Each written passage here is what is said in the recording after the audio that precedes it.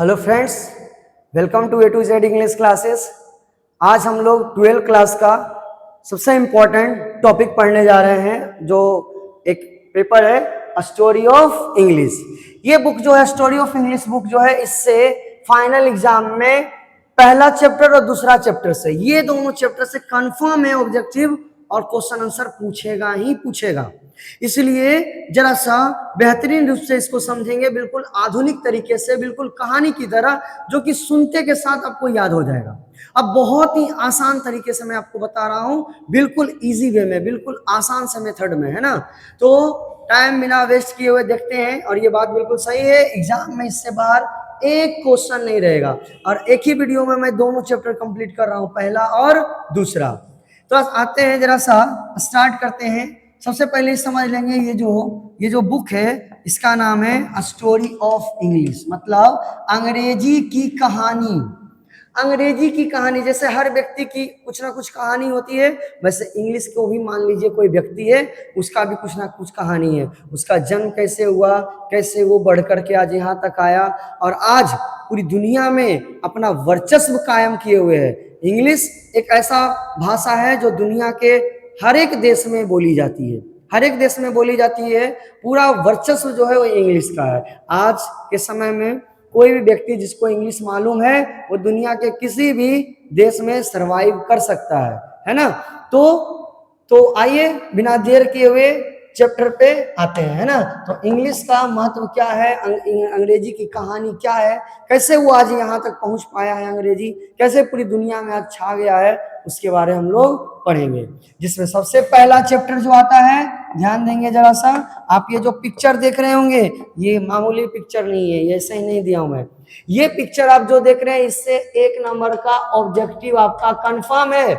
Final exam में आपका 1 number का ऑब्जेक्टिव इससे कंफर्म, इस पिक्चर से जरा सा ध्यान देंगे। एक समय था, अब सुनिए, एक समय था जब इंग्लिश का जन्म भी नहीं हुआ था, अर्थात अंग्रेजी कोई भाषा थी ही नहीं। उस समय पूरी दुनिया पर जो राज चलता था, वो कौन कौन सा भाषा का राज चलता था? तो वो चलता था संस्कृत का राज, लैटिन का राज, पर्शियन, ग्रीक, इन सभी भाषाओं का राज चलता था। बाद में जन्म हुआ इंग्लिश का, इसलिए आप देख रहे होंगे छोटा बच्चा सा मैं दिया हूं, उससे बड़ा ग्रीक, उससे बड़ा पर्शियन, उससे बड़ा लैटिन, उससे बड़ा संस्कृत, है ना। तो कहने का मतलब, इन सभी भाषाओं के बहुत बाद में ये शुरू हुआ इंग्लिश। तो ऑब्जेक्टिव एक क्वेश्चन पूछता है, ध्यान सुनिएगा। ये इंग्लिश जो है, क्वेश्चन आएगा कि इंग्लिश जो है क्या है। इन सभी भाषाओं से, चाहे ग्रीक हो, पर्शियन हो, लैटिन हो, संस्कृत हो, इन सभी भाषाओं से छोटा है कि बड़ा है? ये जो है इंग्लिश इन सभी भाषाओं से छोटा है कि बड़ा है? तो छोटा है, ये उम्र में छोटा है। ये तो उम्र में छोटा है। तो जब कोई व्यक्ति उम्र में छोटे होते हैं तो उसको कहते हैं हम यंगर, है ना। और जब कोई उम्र में बड़े होते हैं तो उसको हम कहते हैं एल्डर। ध्यान से सुनिए, जैसे मेरे बड़े भाई हैं, तो बड़े भाई हैं तो उसको इंग्लिश में एल्डर ब्रदर बोला जाता है। छोटे भाई हैं अगर, तो उसको यंगर ब्रदर बोला जाता है। यानी उम्र में जो छोटे हैं, उम्र में उसको यंगर कहा जाता है, और उम्र में जो बड़े हैं उसको एल्डर कहा जाता है। तो देखिए जरा सा, इंग्लिश जो है उम्र में क्या है? छोटा है। किससे छोटा है? तो ग्रीक से छोटा है, पर्शियन भाषा से छोटा है, लैटिन से छोटा है, संस्कृत से छोटा है। यानी इन सभी भाषाओं से इंग्लिश क्या है? छोटा है। तो एग्जैक्ट क्वेश्चन आएगा, ऑब्जेक्टिव आएगा, इंग्लिश इज, ध्यान से सुनेंगे, क्वेश्चन आएगा कि इंग्लिश इज, ध्यान देंगे जरा सा, क्वेश्चन आएगा फाइनल एग्जाम में, पूछा जाता है क्वेश्चन, बहुत बार पूछ चुका है। English is dash than Persian. Suppose that ऐसे दे दिया कि अंग्रेजी जो है वो पर्शियन जो भाषा है उससे क्या है, ऑप्शन दे देगा एल्डर, यंगर, ओल्डर, क्या हो जाएगा यहाँ पे? आपको पता होगा क्या होगा? यंगर। तो यहाँ पे यंगर हो जाएगा, यानी छोटा है। अंग्रेजी क्या है? छोटा है। किससे?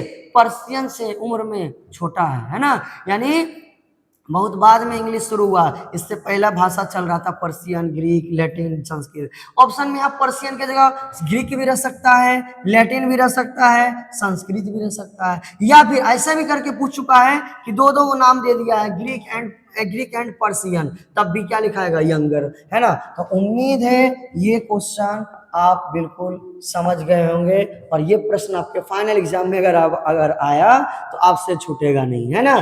तो क्या कह रहा हूं मैं कि अंग्रेजी क्या है, छोटा है। किससे छोटा है, ग्रीक से, पर्शियन से, लैटिन से, संस्कृत से, इन सब से छोटा है कौन, इंग्लिश। देखिए इसी पर देखिए एक क्वेश्चन पूछा हुआ है, और ये फाइनल एग्जाम में पूछा हुआ क्वेश्चन है, ये ऐसे ही नहीं मैं दे रहा हूं, ये फाइनल एग्जाम में पूछा हुआ क्वेश्चन है। आप क्वेश्चन बैंक पलट के देख लीजिए, आपको मिल जाएगा।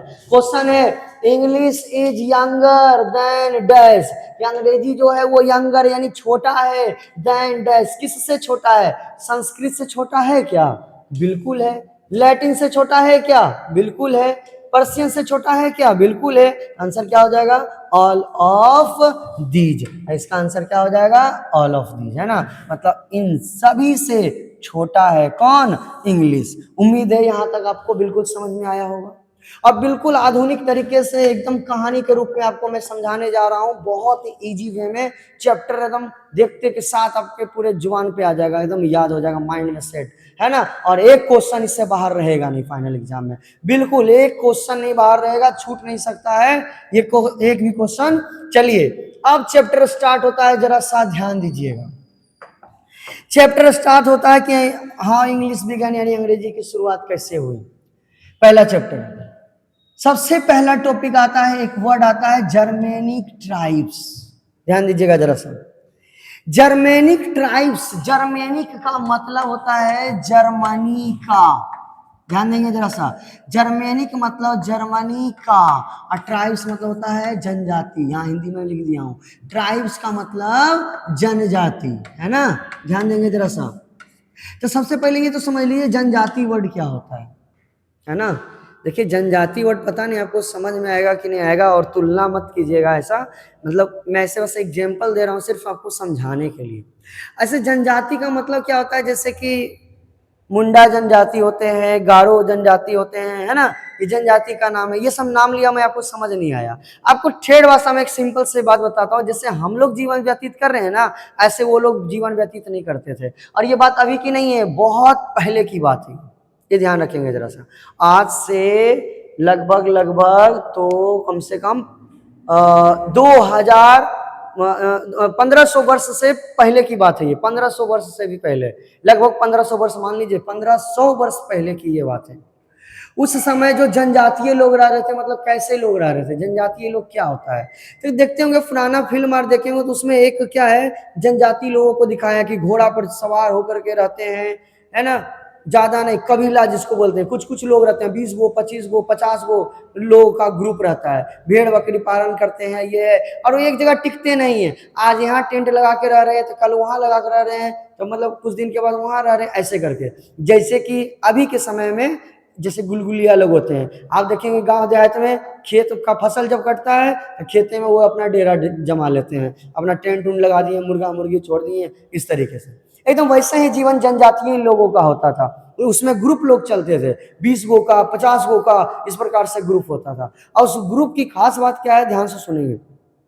उस ग्रुप में क्या होता था कि सब, उसमें कोई एक सरदार होता है ना, मतलब सबके मालिक, मतलब मुखिया, मालिक मतलब मुखिया, है ना, और वो जैसे करते हैं वो सब लोग वैसे उस तरीके से करते हैं जनरली। और सबकी भाषाएं भी अलग होती थी, ये जैसे हम लोग बोलते हैं वैसा नहीं। आपको एग्जांपल दे रहा हूँ, जैसे गुलगुलिया लोग होते हैं जो टेंट लगा के खेतों में भी रहते हैं, उनसे आप देखिएगा आपस में जब वो बात करेंगे ना तो नॉर्मल भाषा में नहीं बात करते, उनका अलगे भाषा तरीके, अलगे तरीके का भाषा बात करते हैं, देखते हैं। इसलिए मजाक में, हंसी मजाक में लोग बोल भी देते हैं, कोई अच्छा से सुनाए किसी का बात नहीं पड़ रहा है तो बोलते हैं अरे गुलगुलिया ने की बोल रहा है, सबसे बोलो, है ना, तो जनरली बोल देते हैं। तो वो जनरली वो अलग लैंग्वेज में बात करते हैं। तो वैसे ही उस समय, आज से 1500 साल पहले लगभग, कुछ जनजाति लोग थे। और कहाँ के जनजाति लोग थे, जर्मनी के, जर्मनी के जनजाति लोग थे। जैसे कि मैं एक पिक्चर से आपको समझाना चाह रहा हूं, जरा सा ध्यान देंगे। जैसे कि सपोज दैट ये आप देख रहे होंगे, ये देखिए कुछ इस प्रकार से जनजातीय लोग होते थे, है ना। एक मिनट, हाँ देखिए, इस प्रकार से जनजातीय लोग होते थे। देखिए इस प्रकार से घोड़े पर सवार, और यहाँ देखेंगे तो मोर, ये क्या पक्षियों का पंख वगैरह ये सब लगाए हुए। यहाँ देखेंगे तो ये भी जानवर का सिंग सिर में से लगाए हुए है ना। ये आप दिख रहा होगा आपको, है ना। इस तरीके से इसका जानवरों का ही सब बना हुआ है, खाल उल ओढ़े हुए हैं, घोड़ा पे बैठे हुए भी खाल है। और आप देख रहे होंगे ये एक दो नहीं है, पीछे देखिए और भी बहुत सारे घोड़े पे बैठे हुए आ रहे हैं, है ना। कुछ इस प्रकार से जनजातीय लोग होते थे, ठीक है। अच्छा, एक खास बात जनजातीय से रिलेटेड मैं आपको एक कहानी बताना चाहता हूँ जो बहुत ही इंस्पायर करने वाला है, मतलब हम लोग को जानना चाहिए। इंस्पायर मतलब क्या, जानना चाहिए। देखिए क्या है वो कहानी क्या है, समझिएगा। ऐसा है कि कुछ जनजाति जो है ऐसे हुए जो बहुत ही खूंखार जनजाति थे, बहुत ही खूंखार जनजाति। मतलब उन जनजाति का काम था क्या, जनरली घोड़े पर सवार रहते थे, किसी भी गांव गए, गांव में गांव को लूट लेते थे। जैसे कि अगर मैं बात करूं, एक जनजाति थे जिसका नाम था, ध्यान देंगे जरा सा, एक जनजाति जिसका नाम था शक, और एक जनजाति का नाम था हून। एक का नाम था शक और एक का नाम था हून। ये जनजाति का नाम है, शक जनजाति और हून जनजाति। ये बहुत ही खतरनाक जनजाति थे। ये क्या करते थे कि किसी भी गांव के ऊपर आक्रमण करते थे और उसको लूट लेते थे। और इसमें इस शक जनजाति और हून जनजाति ऐसे थे, खास करके शक जनजाति ऐसे थे जिनमें महिलाएं, बच्चे सब तलवार चलाने में माहिर, सब घुड़सवारी यानी घोड़े पर बैठ के जाते थे गांव गांव। और जितने भी गांव के लोग होते थे, पुरुष, खास करके पुरुषों को, बच्चों को और स्त्रियों को, सबको एक एक लाइन से एकदम काट देते थे, पूरा काट के खत्म। इन्हें खाली लूट लेते थे नहीं, एक एक गो को मौत के घाट उतार देते थे, पूरा मार दिए, सब सामान लूट लिए। और लूटने के बाद जब पूरा विजय प्राप्त हो गया, फिर इंसान जो मरा हुआ होता था उसको गर्दन काट के, खोपड़ी काट के, उस खोपड़ी में मदिरा यानी शराब को भर के पीते थे और जश्न मनाते थे। सोचिए कितना खूंखार जनजाति थी। और यही इस जनजाति का नजर जो है पड़ गया भारत के ऊपर। और जब भारत के ऊपर नजर पड़ा तो यहाँ जब भारत की ओर टपने लगे नदी पार करके, तो यहाँ पे एक राजा इनके स्वागत में बैठे थे। क्योंकि भारत जो है वो वीरों की भूमि रही है ना। चाहे वो राजस्थान के चित्तौड़ के जो है राणा सांगा हो या रतन सेन हो, है ना, बहुत सारे वीर योद्धा यहाँ इस भूमि में जन्म लिए। वैसे ही एक योद्धा का नाम था, आपको पता होगा नाम, विक्रमादित्य। विक्रमादित्य, हिंदी इंग्लिश में विक्रमादित्य होता है, हिंदी में विक्रम आदित्य होता है, ठीक है, विक्रमादित्य, ठीक है। विक्रमादित्य ये जो थे, विक्रमादित्य जो राजा थे, ये ऐसे राजा थे जो इतने, मतलब बोल सकते हैं कि इतने पराक्रमी राजा थे कि कुछ कहने का नहीं। जब ये शक जनजाति जब यहाँ पार किए और इनका सामना जब विक्रम आदित्य से हुआ, जब विक्रमादित्य जो राजा थे वो इनके स्वागत में खड़ा थे, जैसे ही पार किया और शक जनजाति जो कितने खूंखार जनजाति थे, इनको गाजर मूली की तरह काट करके इस देश से बाहर कर दिया। और कुछ जनजाति जो बच गए इनके पैरों में लटक गए कि हमको बस रहने दीजिए, हम लड़ाई झगड़ा कभी भी नहीं करेंगे, आक्रमण तो दूर की बात है ना। तो ऐसे ऐसे महान योद्धा भारत में जन्म लिए। इसलिए आज हिंदी में जहां तक मुझे मालूम है, आज आप कैलेंडर पलट के देख लो, है ना, जो हिंदी कैलेंडर है भारत में, ठाकुर प्रसाद या किसी भी, उसमें आपको संवत नजर आ जाएगा, संवत, है ना, यानी डेट, कौन सा, विक्रम संवत और शक संवत। आप देख लीजिएगा, ये जरूर लिखा हुआ रहेगा, विक्रम संवत और शक संवत, ये उन्हीं के नाम पर है ये, ठीक है, उन्हीं के नाम पर है ये, विक्रम संवत और शक संवत, ठीक है, ध्यान दीजिएगा। तो ये भी जो एक जनजाति थे, वैसे ही जर्मनी के जनजाति थे, यानी जर्मनी में भी ऐसे जनजाति हुए जो खूंखार जनजाति थे। देखिए ध्यान दीजिएगा, अब स्टार्ट होता है ये चैप्टर कि the English we speak today came from the speech of the Germanic tribes. ध्यान से सुनिएगा और आश्चर्य होगा आपको पढ़ के। कहते हैं जो अंग्रेजी हम लोग आज बोलते हैं, जो अंग्रेजी हम आज बोलते हैं केम फ्रॉम, वो आया है कहां से? तो the speech of the Germanic tribes, Germany के जो जनजाति थे ना उसकी भाषा से आया है। ध्यान से सुनिएगा, जैसे बोले ना कि बुलबुलिया अपने भाषा में अलग अलग तरीके का लैंग्वेज में बात करता है, वैसे ही जर्मेनिक जनजाति जो थे वो आपस में जो बात करते थे वो अलग ही तरीके का भाषा में बात करते थे, और जिस भाषा में वो बात करते थे उसी भाषा से निकल के आया है क्या चीज? इंग्लिश। तो याद रखिएगा, इंग्लिश जो आज इतना विश्व प्रसिद्ध है, सोचिए वो कहां से आया है? तो जर्मनी के जो जनजाति थे, जर्मनी के जनजाति वो आपस में जिस भाषा में बात करते थे उस भाषा से निकल के आया है ये इंग्लिश। ठीक है, याद रखेंगे कि the English we speak today came from the speech of the Germanic tribes, मतलब जो अंग्रेजी हम लोग आज बोलते हैं वो जर्मेनिक जनजाति के भाषा से आया है। कोई दिक्कत है यहाँ तक? उम्मीद है आपको बेहतर रूप से समझ आ गया होगा, है ना? जर्मनी में रहने वाले जो जनजाति थे आपस में जिस भाषा में बात करते थे उसी से इंग्लिश निकल के आया है ना? और रातों रात एक ही दिन तो नहीं ना भाषा से निकल के आता है, धीरे धीरे डेवलप होता है। तो आगे देखिएगा, अब इसके बारे में पूरा डिटेल्स है कि आखिर जर्मेनिक जनजाति थे कौन। तो जर्मेनिक जनजाति जो थे ना वो 3 प्रकार के थे, यानी जर्मेनिक ट्राइब्स वहां रह रहे थे, जर्मनी में जो रह रहे थे जर्मेनिक ट्राइब्स वो 3 प्रकार के थे। वो कौन कौन थे? एंजल्स, सैक्सोन और जूट। एंजल्स, सैक्सोन और जूट, ये 3 प्रकार के जो है जनजाति थे। याद रखिएगा, बहुत इंपॉर्टेंट क्वेश्चन है ये, ध्यान यहाँ एकदम बिल्कुल होना चाहिए। जर्मेनिक ट्राइब्स, जर्मेनिक जनजाति जो थे वो 3 प्रकार के थे, एंजल, सैक्सोन और जूट। और इन्हीं तीनों को एक साथ मिला करके अगर शॉर्टकट में बोला जाए तो इसी को हम बोलते हैं एंग्लो सैक्सोन्स। ये दोनों अलग अलग नहीं है, एक ही चीज हुआ, इसी को शॉर्टकट में बोलते हैं एंग्लो सैक्सोन्स, है ना? तो अगर एंग्लो सैक्सोन्स बोले या जर्मेनिक ट्राइब्स बोले या एंजल सैक्सन जूट बोले, ये सब एक ही चीज हुआ, एक ही नाम हुआ, है ना? याद रखेंगे कैसे? जर्मेनिक जनजाति यानी जर्मनी के जनजाति जो थे वो 3 प्रकार के, एंजल, सैक्सन, जूट, और इसी को शॉर्टकट में बोलते थे एंग्लो सैक्सोन्स। उम्मीद है बच्चा यहां तक आपको समझ में आ गया होगा। इसके आगे मैं बात करूं कि आखिर ये जनजाति लोग एडजस्ट कहां रहते थे उस समय। ये जर्मेनिक जनजाति यानी जर्मनी के जो जनजाति थे एंजल, सैक्सन और जूट, ये कहाँ रहते थे? तो ये रहते थे, देखिए कहाँ, इन लिव्ड मतलब रहते थे कहाँ? इन नॉर्थ एंड वेस्ट यूरोप, यानी उत्तर और पश्चिमी यूरोप में रहते थे, यानी उत्तर और पश्चिम यूरोप में जो है ये रहते थे। यानी यूरोप जो महादेश है ना उसके उत्तरी भाग में और पश्चिमी भाग में वो रहते थे।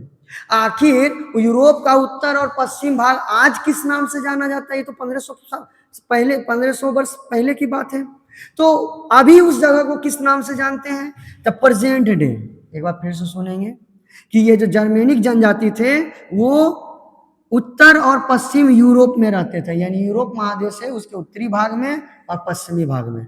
जिस जगह पर रहते थे उस समय का नाम तो पता नहीं, लेकिन अभी के समय उस जगह का क्या नाम है?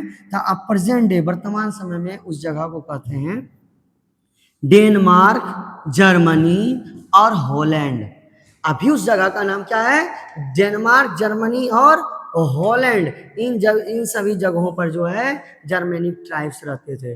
लोगों का ना दिमाग में ये बैठा हुआ रहता है कि इंग्लिश जो है इंग्लैंड से शुरू हुआ था, अंग्रेज शुरू किया होगा। बिल्कुल नहीं, इंग्लैंड इंग्लैंड नाम का कोई देश उस समय था ही नहीं, बाद में उस जगह का नाम इंग्लैंड पड़ा, पहले तो वो नाम था ही नहीं, है ना? इंग्लैंड नाम का कोई देश था ही नहीं, है ना? तो ध्यान दीजिएगा जरा सा, वही इसमें पढ़ेंगे। तो वर्तमान समय में वो जगह डेनमार्क, जर्मनी और हॉलैंड के नाम से जाना जाता है।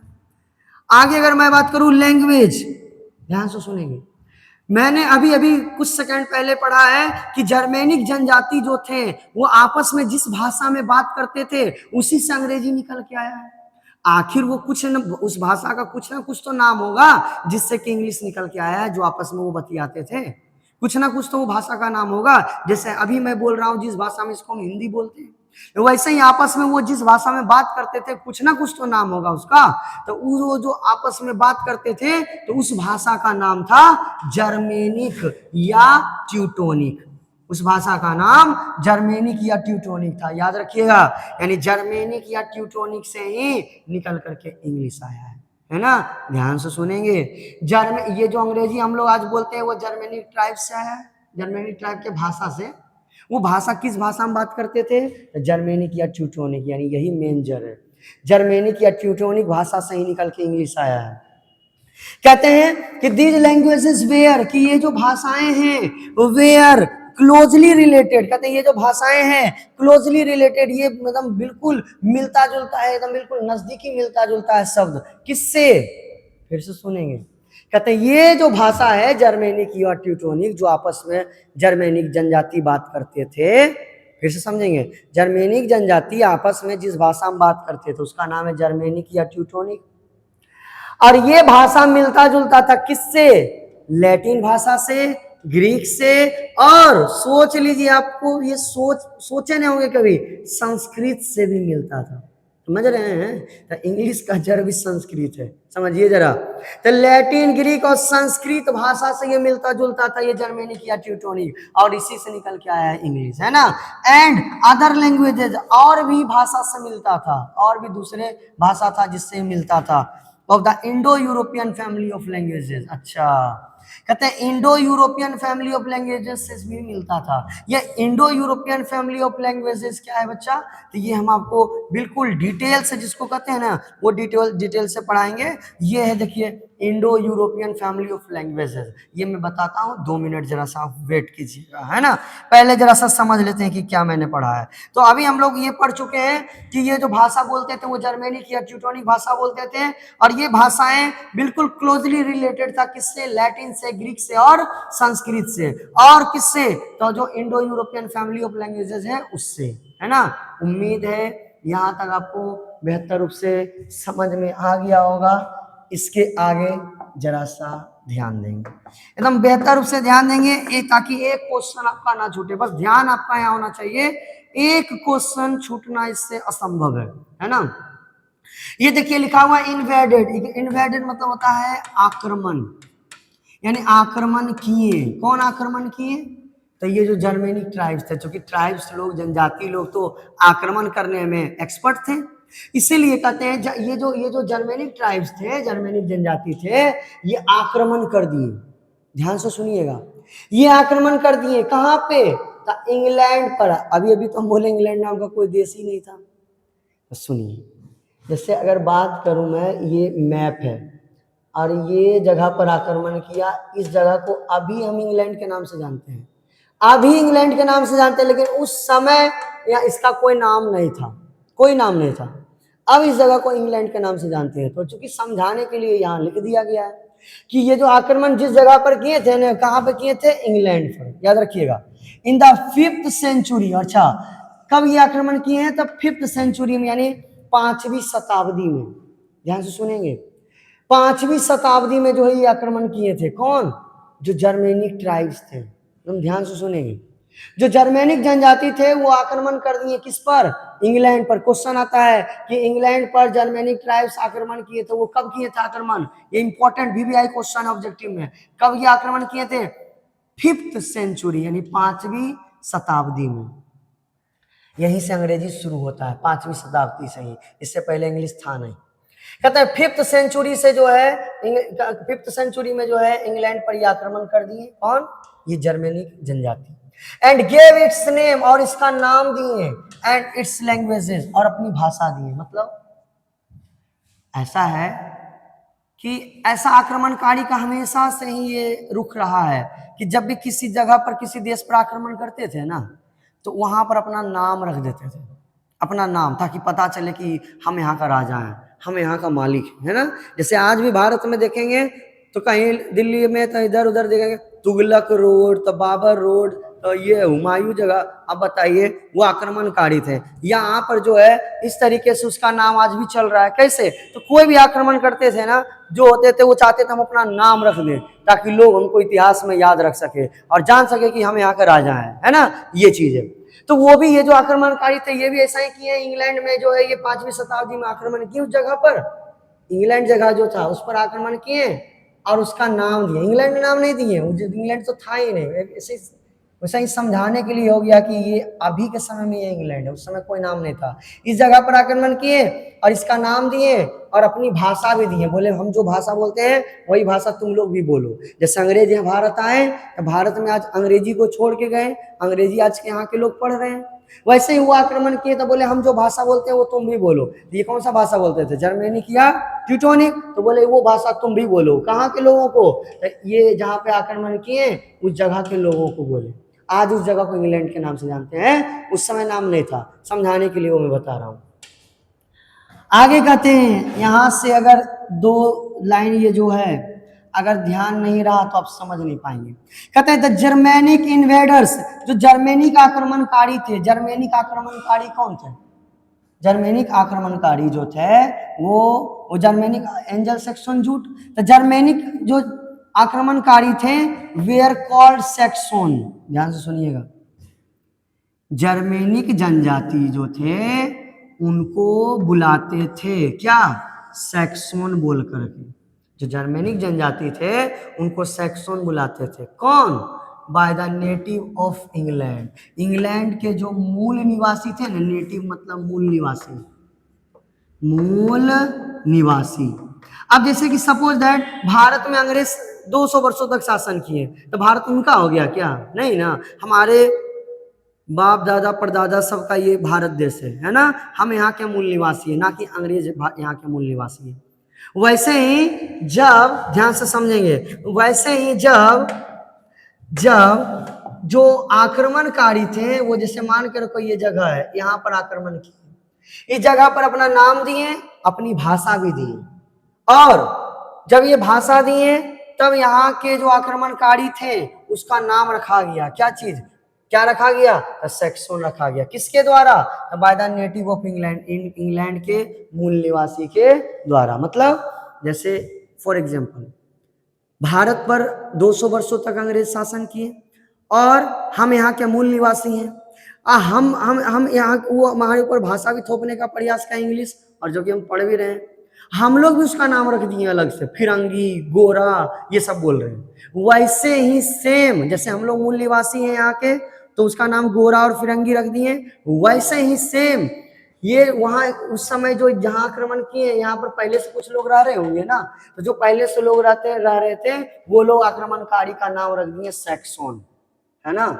अच्छा, ये सैक्सन नाम रख दिया। जो सैक्सन थे, the Saxon on the other hand, दूसरे तरफ सैक्सन लोग called the native of England, England के मूल निवासी को पुकारते थे वियालाज या फॉरनर बोल के। मतलब जैसे मान कर को हम मूल निवासी हैं भारत का, तो हम अंग्रेज का नाम रख दिए गोरा, फिरंगी, वैसे अंग्रेज में हमारा कुछ नाम रख दिया, है ना, मान के रखो फॉरनर या वियालाज। सेम कंडीशन, जो वहां के मूल निवासी थे वो उसका नाम रख दिया आक्रमणकारी का सैक्सन, और जो आक्रमणकारी थे वो भी वहां के मूल निवासी का नाम रख दिया क्या चीज, वियालाज या फॉरनर।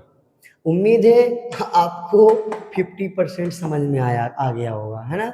50% क्यों कह रहा हूँ, क्योंकि कुछ लोगों को कंफ्यूजन आ जाता है, और मुझे पता है आपको कंफ्यूजन आएगा, इसलिए मैं ये तो बस ऐसे ही जानबूझ के बता रहा था।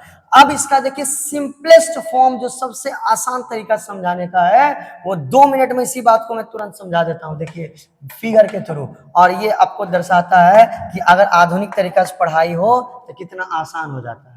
जैसे कि ये देखिए आक्रमणकारी है, यानी कि ये आक्रमणकारी को क्या कहा गया है, जर्मेनिक ट्राइब या जर्मेनिक ट्राइब कहा गया है। तो देखिए ये जो जर्मेनिक ट्राइब है वो हम लिखा हुआ है कि ये लोग जर्मेनिक ट्राइब है, और ये मान लेते कि ये व्यक्ति है जो ये यहाँ का मूल निवासी है, इंग्लैंड का मूल निवासी, यानी जहां पर आक्रमण किया था वहां का मूल निवासी मान के रखते ये व्यक्ति है। पिक्चर के थ्रू समझिए, ये आक्रमणकारी है और ये जो है मूल निवासी है। मूल निवासी क्या किया, ये बोल रहा है, देखो ये बोल रहा है कि आज से तुम लोग का जो है ना, ये जो है पंख लगा के घूम रहा है तुम, है ना, ये जो घूम रहा है तुम्हारा आज से नाम ही हम बदल देंगे। ये कह रहा तुम लोगों को आज से हम बुलाएंगे क्या चीज, सैक्सन बोल के, बोला हम तुम्हारा नाम आज से सैक्सन रख दिए। तो ये लोग बोल रहा है अच्छा तुम मेरा नाम सैक्सन रख रहा है, हम भी तुमको अलग से नाम बुलाएंगे। बोला बोलो क्या बोलेगा, तो ये बोल रहा है देखो आज से हम तुम लोग का नाम रख देते हैं वियालाज या फॉरनर। समझ में आया? उधर कितना माथापेची लग रहा था, इधर देखिए पिक्चर के थ्रू तुरंत समझ गए।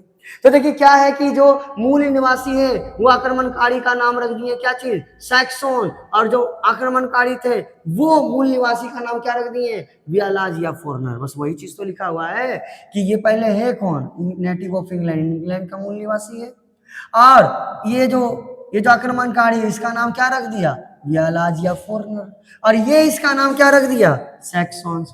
अब लगता है आपको समझ आ गया होगा, उम्मीद है आपको ये बेहतर तरीके से समझ में आ गया होगा। अब देखिएगा जरा सा इसके आगे जरा सा हम आगे बढ़ते हैं।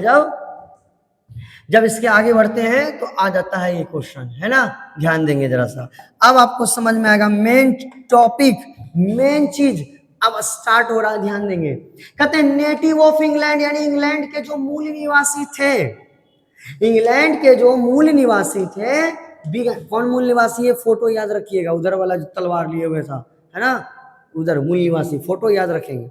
इंग्लैंड के जो मूल निवासी थे, began to call their languages English. अच्छा समझेंगे, कहते हैं इंग्लैंड के जो मूल निवासी थे, यानी इधर साइड जो व्यक्ति खड़ा था, began to call their languages, their मतलब उनका भाषा मतलब किसका, ये जो आक्रमणकारी इधर साइड था ना खड़ी, सब लोग घोड़ा पर, उन सब का जो भाषा था, यानी समझो जरा सा कि जो, देखिए पिक्चर से समझिए, देखिए कहते हैं ये मूल निवासी है और ये कौन है, आक्रमणकारी। तब मूल निवासी जो है ये सुन लिया कि आपस में की बात कर रहा है, तो काना फूसी जो भी आपस में बात कर रहा था, तो बोला भाई तुम लोग जो आपस में बात कर रहे हो ना, उस भाषा का नाम क्या है, ये बोल रहा हम नहीं बताएंगे। चल बोला नहीं बताएगा तो कोई दिक्कत नहीं, तुम नहीं बताओ, तुम्हारा भाषा का नाम हम ही रख देंगे। तो ये जो है, ये आपस में जो भाषा बात कर रहे थे ना, उस भाषा का नाम ये रख दिया। बोला आज से तुम लोग जो बता देते हैं, तुम लोग जो भाषा बोल रहे हो उसका नाम आज से होगा इंग्लिश। क्या होगा, इंग्लिश। ध्यान रखिएगा जरा सा ये बात। स्टार्ट होता है, आप देखिए, इंग्लिश नहीं इंग्लिश है। कहते हैं इंग्लैंड के जो मूल निवासी थे, यानी इधर वाला, began to call their language, उनका भाषा जो आपस में बतियाते थे, उन भाषा का नाम रख दिए इंग्लिश। बोला भाई तुम लोग जो बात करते हो ना आपस में, वो कौन सा भाषा है, बोला नहीं बताएंगे। बोला नहीं बताएगा तो हम तुम्हारा नाम रख देते हैं। बोला तुम्हारे भाषा का नाम आज से है इंग्लिश। और ये नाम कौन रखे थे, इंग्लैंड के जो मूल निवासी थे, यानी जहां आक्रमण किए थे वहां के मूल निवासी, है ना, वो इसका नाम इंग्लिश का रख दिए। कहते हैं आखिर ये इंग्लिश का वर्ड आया कहां से, ध्यान से सुनिएगा। कहते हैं कि दिस वर्ड, ये जो शब्द है इंग्लिश, वाज डिराइव्ड, ये जो भाषा है इंग्लिश, ये लिया गया है फ्रॉम द नेम, ये नाम से लिया गया। किसके नाम से, एंजल्स के नाम से। और आपको पता होना चाहिए एंजल्स कौन था, शुरू में पढ़े हैं, ये आक्रमणकारी थे।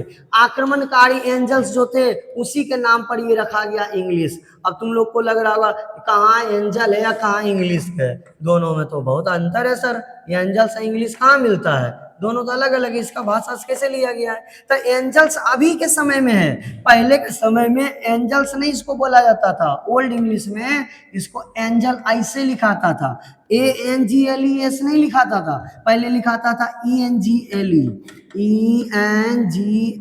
एंजल, यानी जो आक्रमणकारी थे उसका नाम। और इसी शब्द से लिया गया है क्या चीज, इंग्लिश, है ना, ध्यान रखिएगा। इंग्लिश के नाम रख दिया, कौन रखा था, तो जो मूल निवासी थे वो नाम रख दिए थे कि तुम लोग एंजल हो और तुम्हारा जो भाषा है वो इंग्लिश का है। समझ में आया, उम्मीद है आपको ये बेहतर तरीके से समझ में आ गया होगा, है ना। कहते हैं दिस कंट्री, और सुनिएगा ध्यान से जरा सा, कहते हैं ये जो शब्द है इंग्लिश, ये कहां से लिया गया है, एंजल से लिया गया है, जो कि पहले के समय में लिखाता था ENGLIS, ओल्ड इंग्लिश में लिखाता था ENGLE, एंजल, और इसी शब्द से लिया गया है इंग्लिश। ठीक है, कहते हैं दिस कंट्री, ये जो देश था जहां पर आक्रमण किया था। अब सुनिए, अब कहानी पूरा, इंग्लैंड ने नाम कैसे रखाया, ध्यान दीजिएगा जरा सा, इंग्लैंड नाम था नहीं, जहां पर आक्रमण किया था उस जगह की बात करें। कहते हैं this country was given the name, ये और ये जो जगह है जहां पर क्या आक्रमण किया गया था, इस देश का नाम रखा गया एंग्लिसीन। बहुत एकदम इंपॉर्टेंट, एकदम VVI, इस जगह का नाम क्या रखा गया, एंग्लिसिन नाम रखा गया है ना, एंग्लिसिन। अच्छा, एंग्लिसिन नाम क्यों रखा? क्योंकि एंग्लिसिन शब्द जो बना हुआ है वो एंजल प्लस किन से बना हुआ है ना, angel plus kin, that is मतलब अर्थात इसका मतलब होता है the race of the angels, angels का रेस, यानी एंजल जो जो ऐसे तो एंजल मतलब देवदूत होता है, यहाँ देवदूत नहीं होगा, यहाँ पर एंजल जो है आक्रमणकारी है, आक्रमणकारियों का जो रेस है, ये इसका अर्थ होता है इंग्लिश, है ना। तो इस देश का नाम इंग्लिश रख दिया, और इस भाषा, और ये जो बोलते थे इस भाषा का नाम इंग्लिश रख दिया। आगे जो द मोस्ट वीवीआई क्वेश्चन है, ध्यान देंगे जरा सा, एकदम ये पूछा हुआ प्रश्न है कि फ्रॉम अबाउट एडी 1000, एडी 1000 मतलब हो गया 1000 ईस्वी के, है ना। अबाउट मतलब लगभग, तो लगभग 1000 ईस्वी के आसपास, है ना। द नेम इंग्लैंड, इंग्लैंड नहीं, इंग्लैंड, और the land of the angels, यानी एंजल्स की भूमि, है ना, came into use in place of एंग्लिसिन, एंग्लिसिन के स्थान पर प्रयोग में आया, मतलब समझाते हैं। देखिए सबसे पहले हम क्या देखें बच्चा, यहाँ ध्यान देंगे जरा सा कि ये जो भाषा था उसका, जो भाषा बोलता था उसका नाम इंग्लिश रख दिया, यहाँ तक कोई आपत्ति नहीं है। फिर बोला क्या कि ये जो देश चला रहा था, ध्यान से देखेंगे जरा सा कि ये जो देश चला रहे थे, मतलब जिस देश पर ये आक्रमण किए थे, उस देश का नाम रख दिए क्या चीज, कि उसका उस देश का नाम रख दिए थे एंग्लिसिन, एंग्लिसिन नाम रख दिए।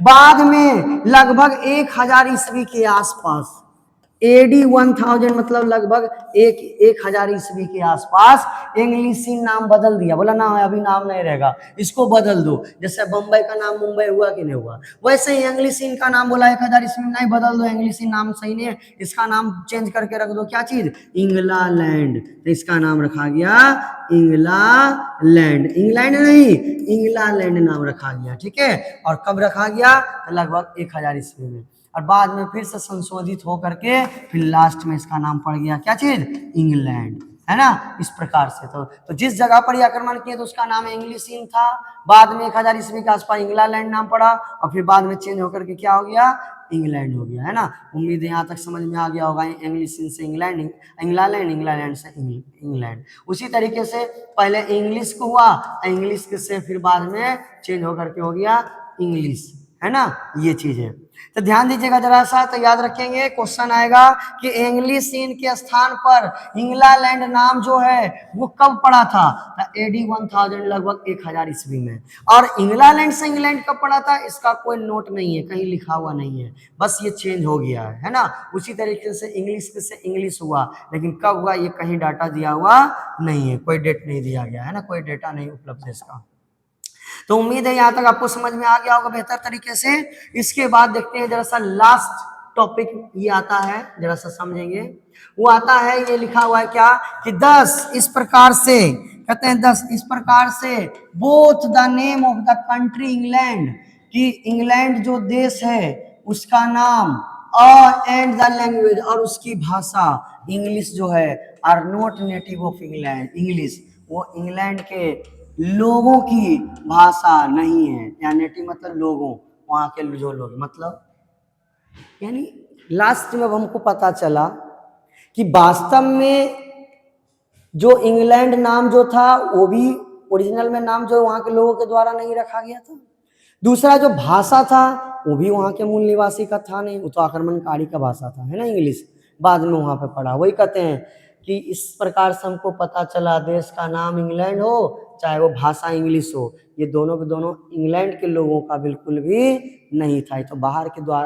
के आक्रमणकारियों के द्वारा ये नाम और ये भाषा दिया गया था, है ना। तो आज आपको ये बात पता चल गया होगा कि ये इंग्लिश भाषा कैसे आया, है ना। और अब देखिएगा जरा सा लास्ट, बस इसका डायग्राम देख लीजिए, फर्स्ट चैप्टर कंप्लीट, इसका क्वेश्चन आंसर भी मैं करवा दूंगा, है ना, ध्यान दीजिएगा।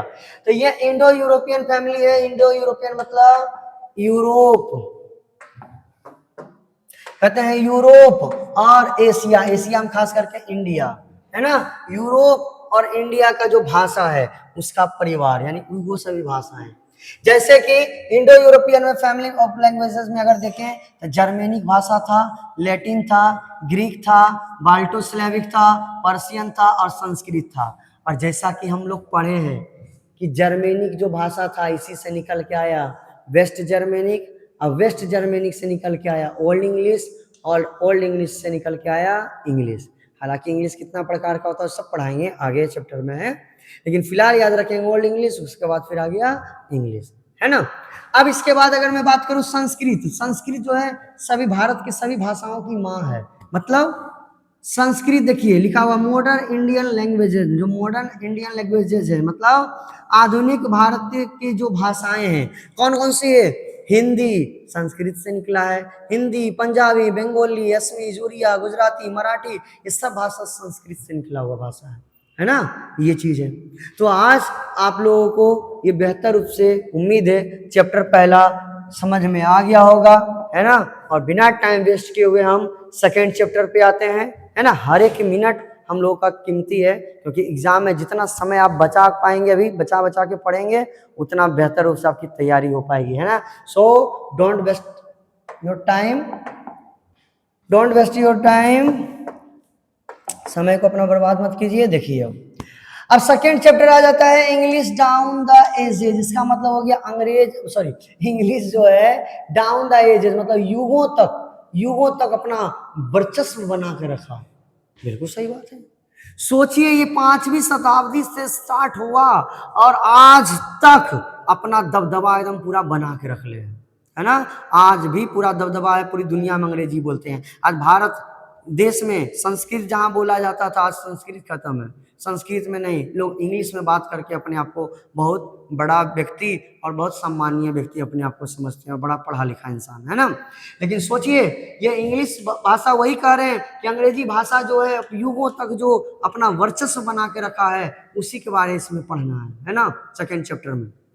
तो स्टार्ट होता है कि आपको पता होना चाहिए कि दुनिया में सबसे ज्यादा बोली जाने वाली भाषा कौन है, जो दुनिया में सबसे ज्यादा बोला जाता है।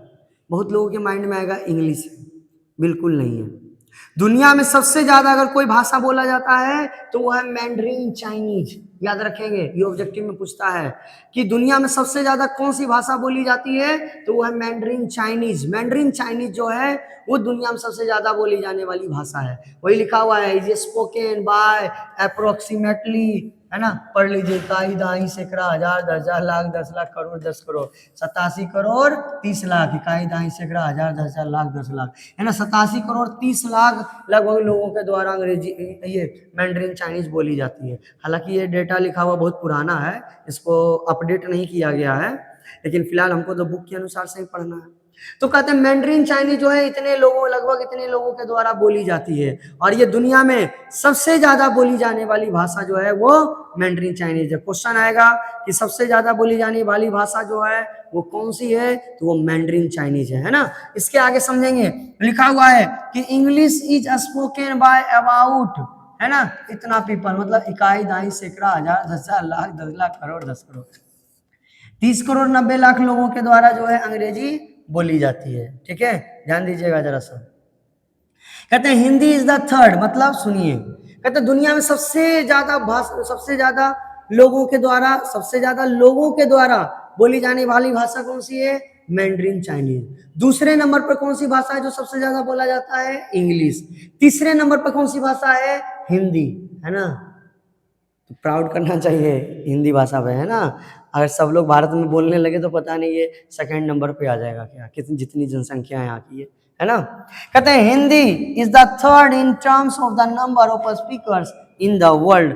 दुनिया में बोले जाने वाले लोगों की संख्या में अगर देखा जाए तो ये तीसरे नंबर पर ये आता है। संख्या के आधार पर देखा जाए तो तीसरे नंबर पर हिंदी है, यानी सबसे ज्यादा लोगों के द्वारा जो बोली जाने वाली भाषा है उसमें तीसरे नंबर पे आता है हिंदी।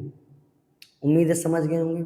कहते हैं another surprising fact is that, दूसरा आश्चर्यचकित कर देने वाला सत्य बात यह है कि English is just about 1500 years old, कि अंग्रेजी जो है मात्र और मात्र 1500 ईयर्स, है ना, ओल्ड, यानी मात्र 1500 वर्ष इसका उम्र है। अब एक बात सोचिए, इंग्लिश जो है इसका उम्र लगभग 1500 वर्ष है, ठीक है। 1500 वर्ष है मात्र इसका, इंग्लिश का उम्र 1500 वर्ष पहले शुरू हुआ था। अब तो आप लोग सोचिए कि हमारा जो वेद है, जो जो ग्रंथ लिखा हुआ है भारत का, वो संस्कृत में लिखा हुआ और ये कई सौ वर्ष पहले का है ना।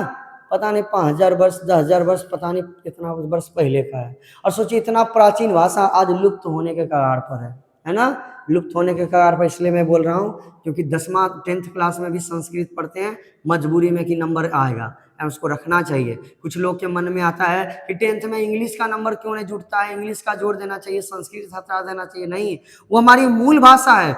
अगर उस संस्कृत हट गया इस देश से तो हमारा अपना धरोहर जो हमारा भाषा है उसको हम खो देंगे, है ना। इसलिए बिल्कुल उसको तो हटना ही नहीं चाहिए, है ना। ये चीज है, इंग्लिश को नहीं आना चाहिए। इंग्लिश ऐड कर दीजिए, 500 की जगह 600 नंबर का एग्जाम हो जाए, वो बात सही है, लेकिन संस्कृत नहीं हटाना चाहिए।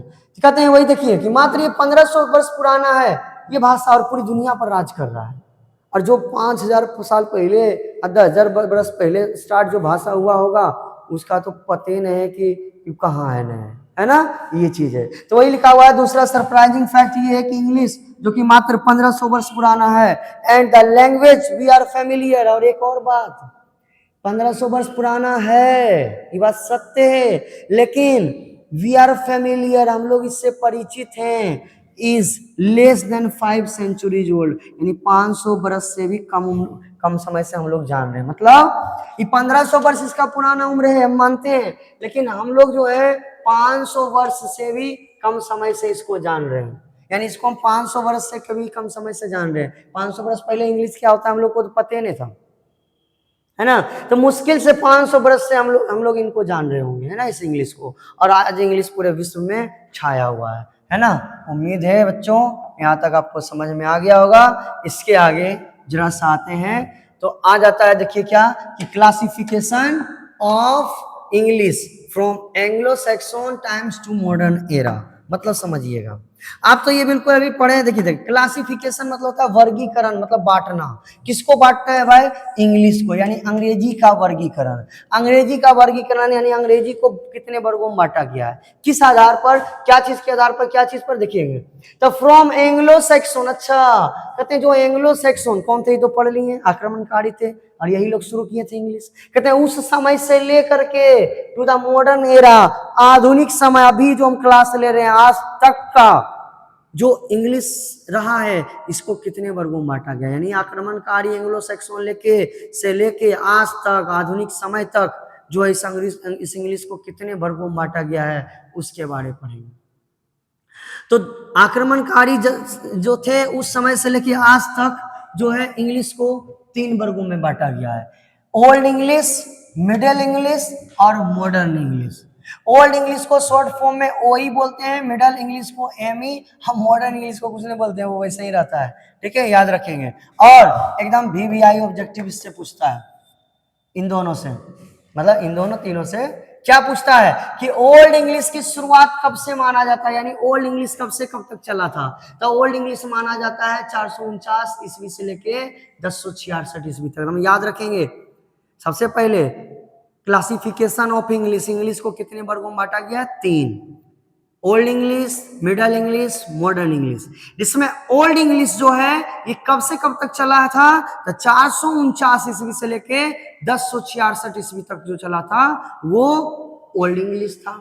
याद रखेंगे, कुछ पूछता है कि ओल्ड इंग्लिश का काल कितना समय से कितना समय तक था, तो 449 AD से AD 1066 तक। मिडल इंग्लिश, मिडल इंग्लिश कब से कब तक चला था, तो 1150 से लेके 1500 ईस्वी तक ये चला था मिडल इंग्लिश, है ना, ध्यान देंगे। मिडल इंग्लिश जो चला था वो कब से कब तक चला था, 1150 से 1500 ईस्वी तक चला था, 1500 ईस्वी तक, उससे आगे नहीं, 1500 ईस्वी तक, 1150 से 1500 ईस्वी तक। जो थोड़ा स्मार्ट स्टूडेंट होंगे वो दिमाग लगा रहे होंगे, सर 1066 तो है, उसके बाद डायरेक्ट 1150 आ गया, इसके बीच का क्या है? इसके बीच का काल जो है उसका कोई काउंट नहीं किया गया, उसमें कोई ऐसा कुछ विशेष काम नहीं हुआ है जिसको कि उसको गिना जाए, वो उसको गिना नहीं जा रहा है, उसको गैप ही छोड़ दिया गया है, ठीक है। तो मिडिल इंग्लिश माना जाता है AD 1150 टू AD 1500, है ना, मतलब 1150 ईस्वी से 1500 ईस्वी तक माना गया है मिडिल इंग्लिश को। और AD 1500 ऑनवर्ड्स, ऑनवर्ड्स मतलब आगे, 1500 ईस्वी से आगे, यानी उसके बाद का जो समय है आज तक, आज जो हम क्लास ले रहे हैं अभी तक जो है वो मॉडर्न इंग्लिश है ना। तो ध्यान देंगे, इंग्लिश का वर्गीकरण 3 वर्गों में, ओल्ड इंग्लिश, मिडल इंग्लिश और modern, old English, middle English और मॉडर्न इंग्लिश। ओल्ड इंग्लिश 449 से 1066, मिडल इंग्लिश जो है 1150 से 1500 तक, और 1500 से बाद से लेके अभी तक का वो मॉडर्न इंग्लिश है। अब इसमें क्या आता है देखिएगा जरा ध्यान से, कहते हैं लिटरेचर, ध्यान देंगे, लिटरेचर, लिटरेचर का मतलब क्या होता है, तो कविता कहानी लिखना, कविता कहानी नाटक ड्रामा यही सब हो गया लिटरेचर। कहते हैं literature produced during the age, कहते हैं लिटरेचर उत्पन्न हुआ था इसी काल के दौरान, यानी कविता और लिखना जो शुरू हुआ ना इंग्लिश में वो इसी काल के दौरान हुआ, ओल्ड इंग्लिश के दौरान। लेकिन दुख वाली बात क्या है सुनिए, नॉट ऑफ मच सिग्निफिकेंस, लेकिन इसको बहुत ज्यादा महत्व नहीं दिया गया। उस समय ओल्ड इंग्लिश जब था तो पहली बार अंग्रेजी में जब कविता लिख के लोगों को सुनाते थे या बोलते थे उसको पसंद नहीं आता था, तो वही कहते हैं लेकिन नॉट ऑफ मच सिग्निफिकेशन, उसको बहुत महत्व नहीं मिला। एज कोर्ट पैट्रोनेज, ना ही उसको कोई संरक्षण मिला। was lacking, यानी संरक्षण के अभाव में, and the age came to be known as the dark age, एकदम VVI ऑब्जेक्टिव, जिस कारण से इसको डार्क एज के रूप में जाना जाता है। मतलब कहते हैं ओल्ड इंग्लिश की शुरुआत जो है, समझिएगा, ओल्ड इंग्लिश की शुरुआत 449 से 1066 है।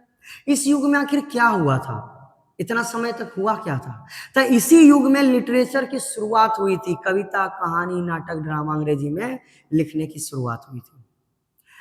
लेकिन इस समय जो कविता कहानी जो लिखा गया था उसमें महत्व नहीं दिया जाता था, बिल्कुल महत्व नहीं दिया जाता था कविता कहानी को, जिस कारण से महत्व नहीं दिया गया और संरक्षण के अभाव के कारण ये जो है इसमें ये फूल फल, मतलब बोलते हैं ना फल फूल नहीं सका ये भाषा, ये भाषा बहुत आगे बढ़ नहीं पाया, जिस कारण से इस युग को डार्क एज कहा जाता है, यानी इस अंधकार का युग कहा जाता है। तो अगर क्वेश्चन पूछेगा कि which age is known dark age, कौन सा एज जो है डार्क एज के रूप में जाना जाता है, तो ओल्ड इंग्लिश एज, जो ओल्ड इंग्लिश एज है वो डार्क एज के रूप में जाना जाता है। ठीक है, उम्मीद है आपको बेहतर रूप से समझ में आया होगा। सेकेंड आते हैं मिडल इंग्लिश, मिडल इंग्लिश 1150 से 1500 ईस्वी तक चला था। From 1150 onwards English began to emerge as a language of literature, लेकिन मिडल इंग्लिश जब शुरू हुआ 1150 के बाद से अंग्रेजी जो है उभर करके आने लगा और साहित्य की भाषा के रूप में उभर करके आने लगा। मतलब इसमें तो फल फूल नहीं सका लिटरेचर, लेकिन मिडल इंग्लिश में आकर के ये फलने फूलने लगा, है ना, तो ये ध्यान रखिएगा। कहते हैं the language was enriched through extensive borrowing from French and Latin, कहते हैं ये भाषा और ज्यादा व्यापक हो गया, बहुत ज्यादा बढ़ गया, मतलब इसका मान बढ़ गया। कैसे, तो इस भाषा में और नए नए शब्द को जोड़ा गया, और वो जो शब्द जोड़ा गया वो कहाँ से लाया गया, वो शब्द लिया गया है किसी दूसरे भाषा से। कौन सी भाषा से, तो फ्रेंच से और लैटिन से। तो फ्रेंच और लैटिन भाषा से जो है अंग्रेजी भाषा लिया गया है। अंग्रेजी भाषा के बहुत सारे शब्द जो हैं लिए गए हैं किससे, फ्रेंच और लैटिन से। ठीक है, उम्मीद है समझ गए होंगे। और सबसे VVI क्वेश्चन जो कि क्वेश्चन बैंक में आप देख लीजिए पलट के, ये पूछा हुआ क्वेश्चन है ना, कि प्रिंटिंग प्रेस का जो आविष्कार हुआ था वो कब माना जाता है, तो 1476 ईस्वी से, है ना। और क्यों इस प्रिंटिंग प्रेस आने से पूरा ये इंग्लिश जो है पूरे विश्व में फैलने लगा। देखिए कहते the printing press was invented, printing press का आविष्कार जो हुआ था वो 1476 ईस्वी में हुआ था, है ना। 1476 ईस्वी में प्रिंटिंग प्रेस का आविष्कार हुआ था। हम प्रिंटिंग प्रेस के कारण किताबें छपने लगी और किताबें दूर दूर तक वो फैलने लगे। अब लेखक हर जगह तो जाकर के कविता सुना सकते नहीं ना, है, किताब के माध्यम से लोग सब पढ़ सकते थे, और किताब छपने से जो है अंग्रेजी भाषा और व्यापक रूप से फैलने लगा। कहते हैं द ग्रेट वोवेल, जो वोवेल है हमारा AEIOU, कहते हैं shift also took place during this time, वो भी इसी टाइम में मतलब कि शिफ्ट हुआ। मतलब वोवेल नाम जो आया AEIOU जो छाटा गया 5, ये भी जो AEIOU है ना, AEIOU, ये जो वोवेल जो है ये भी इसी के समय में यानी मिडिल इंग्लिश के समय में ही शिफ्ट हुआ था। ठीक है, उम्मीद है ये आपको समझ में आ गया होगा। देखिए कंटिन्यू मैं बोलते आ रहा हूँ तो हो सकता है मेरा टंग स्लिप हो जाए इधर उधर, तो उसमें आप बहुत बड़ा टेंशन लेने वाली बातें नहीं है। ठीक है, ध्यान रखिएगा। कहते हैं मॉडर्न इंग्लिश। मॉडर्न इंग्लिश क्या है? तो एडी 1500 ऑनवर्ड्स, 1500 ईस्वी के आगे यानी 1500 ईस्वी के बाद, एडी 1500 टिल नाउ, 1500 ईस्वी के बाद से लेके अब तक इज कॉल्ड मॉडर्न इंग्लिश। अब तक का जो समय है वो जाना जाता है मॉडर्न इंग्लिश के रूप में, है ना। From the beginning of the modern period, कि जो मॉडर्न पीरियड है यानी मॉडर्न यानी आधुनिक इंग्लिश का जो काल है उसकी शुरुआत से to the end of the 19th century. एक बार फिर से सुनेंगे। 19th सेंचुरी क्या हम बोल सकते हैं? 19th सेंचुरी मतलब 1890, 99, 98, ये क्या हो गया? 19th सेंचुरी हो गया।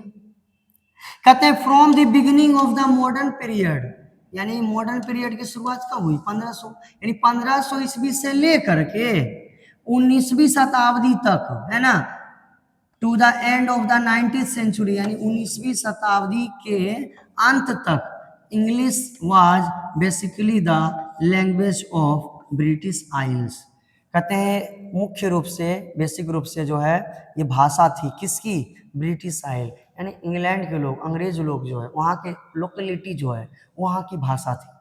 कब तक? 19th सेंचुरी तक। उसके बाद तो एकदम बिल्कुल बूम कर गया, मतलब पूरे विश्व में ये पूरा फैलने का काम किया है ना। तो 1500 ईस्वी से लेकर 19वीं शताब्दी तक, 19वीं शताब्दी के अंत तक जो है ना, 19वीं शताब्दी के अंत तक जो है वो भाषा जो है वो इंग्लैंड का भाषा रहा है, यानी अंग्रेजी भाषा जो है मुख्य रूप से इंग्लैंड के लोगों का भाषा रहा है, वहाँ की लोकेलिटी का भाषा रहा है ना। उम्मीद है ये आप बेहतर रूप से समझ गए होंगे, है ना। इसके बाद का समझिएगा, ये आपका पूरा का पूरा चैप्टर ये कंप्लीट हुआ। इसके बाद का अगला वीडियो जो है मैं जल्द ही अपलोड करूँगा, है ना। नेक्स्ट वीडियो जल्द से जल्द आएगा। अगर आपको ये वीडियो बेहतर रूप से समझ में आ रहा है तो आप उन दोस्तों को भी सलाह दे सकते हैं पढ़ने के लिए जो कहीं नहीं पढ़ रहे हों, है ना। नेक्स्ट वीडियो जल्दी अपलोड किया जाएगा। जब तक के लिए जय हिंद।